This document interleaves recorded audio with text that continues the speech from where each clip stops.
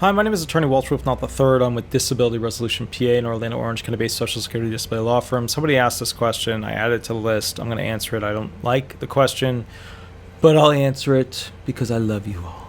All right, let's begin. What is the question? What's better, back pay, retroactive benefits, or forward pay?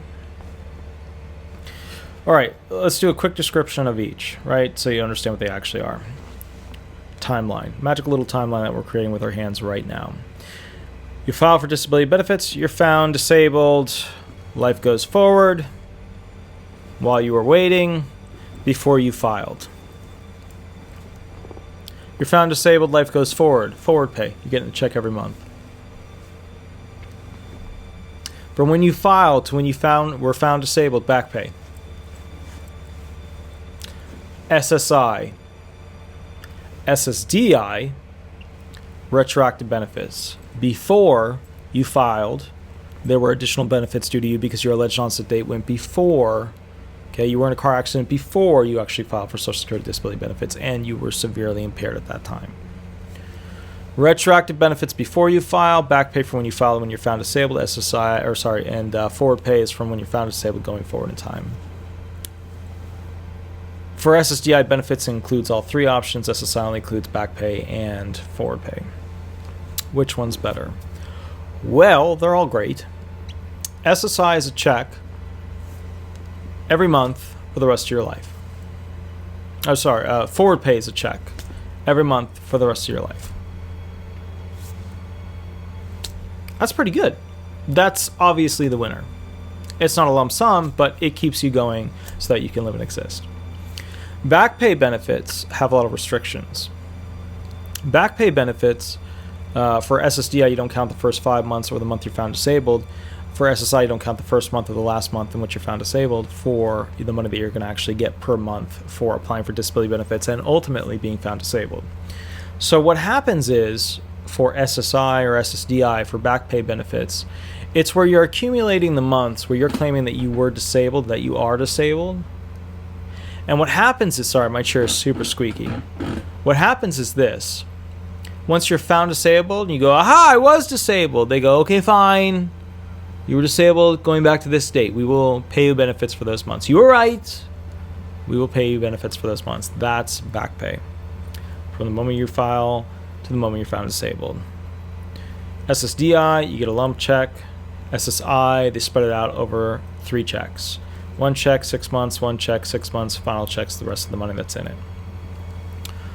SSDI also has retroactive benefits. If we lump back pay and retroactive benefits together, from before you file to when you're found disabled, retroactive benefits are just like more back pay benefits that go farther back in time. That 5-month rule still applies. For SSDI benefits, the first 5 months don't count in the month you're found disabled. Still applies. Okay.